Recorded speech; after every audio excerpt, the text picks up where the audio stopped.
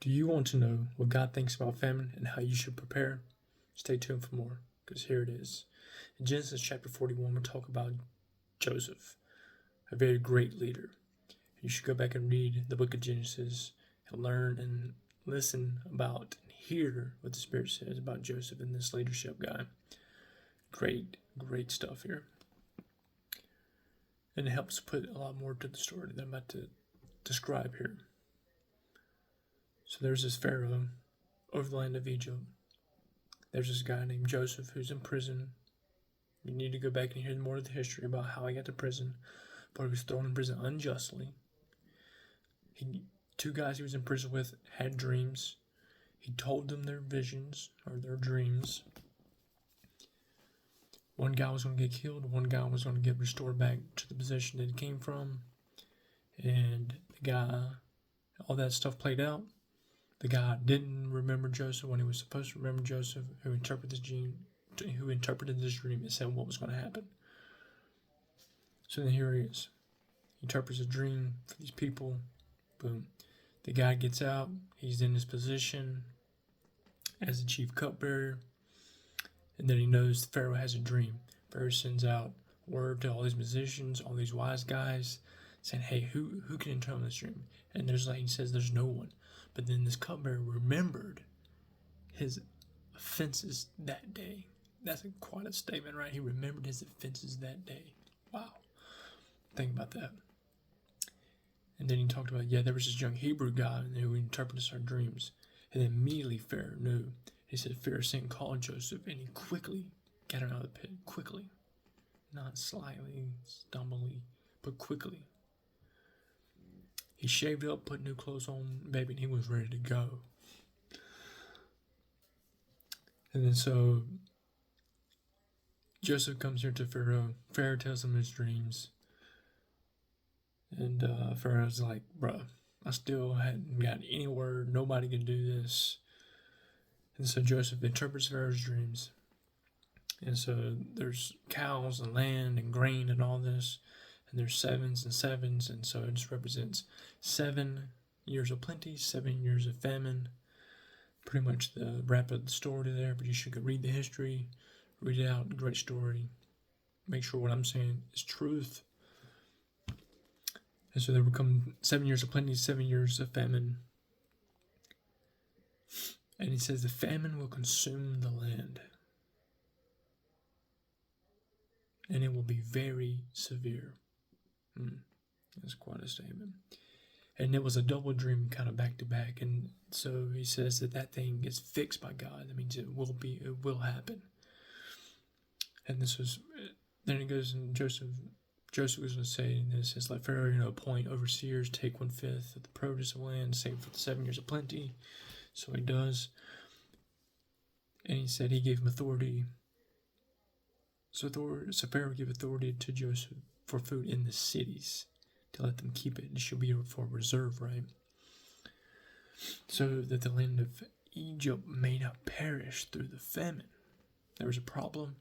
Now there's a solution. Great business model, right? Boom. So here it is, this proposal pleased Pharaoh and Joseph. Man, he's like, can we find a man like this who has the Spirit of God? Wow, that's me.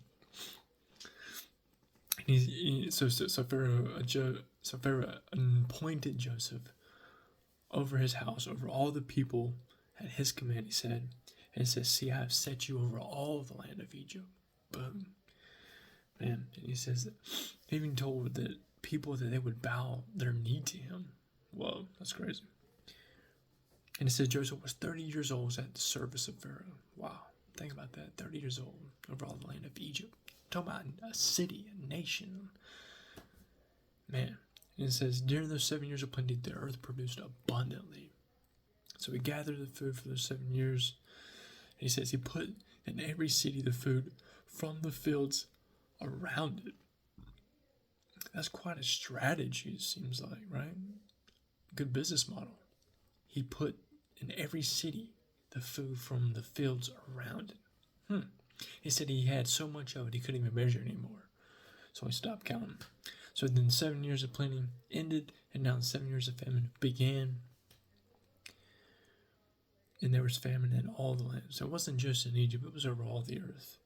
But it was in all the lands. But it says in Egypt there was still bread. But when it was famished, when it ran out, the people cried to Pharaoh, like, bro, I need some help. We need some food. Right? So then Pharaoh says to the Egyptians, hey, go to Joseph. This guy knows what to do, right? So here it is. So when the famine had spread over all the land, Joseph opened up all the storehouses and sold to the Egyptians, for famine was severe in the land of Egypt. I think I need to read that again. It says, so when the famine was spread over all the land, Joseph opened all the storehouses and sold to the Egyptians, for famine was severe in the land of Egypt. Again, a business. He had value, he sold it, people wanted it, and they bought it. Moreover, all the earth came to Egypt, to Joseph, to buy grain, because the famine was severe over all the earth, not just Egypt. It was over all the earth. See, right here is where I point out that God doesn't want you to prepare for famine for your four and no more. This God prepared for a nation, for the whole world. Right? If people were so afraid of famine and like, oh, bro, I need to hoard up everything and go buy all this, prepare for all this. But this guy prepared for the world for famine. Like, if you're that serious, why don't you start doing that? Like, go to your nations, your cities, and do something, right? But I know I had someone say something about this comment and brought this up, and it made me think, And they always say, oh, but you should be wise. But no, that's the wisdom of the world, bro. That's not God. If God rained manna down from heaven one time, I guarantee you he would do it again. Because you know why? Because I'm a son, and my father takes care of his son. That's relationship. So that's my thoughts. You should think about that again, man. He's pointing out here, he prepared for a whole world of people, a nation, city. He wasn't just about his four no more. It wasn't about his two and no more. It wasn't just about his family. It was about the whole nation. That just points out to me, man, God's heart for the people. How he provided his provision. So think about that. Check it out. Read that story. Please like, subscribe, comment if this adds value to your life. And God bless and peace out. And don't forget, you are made for more.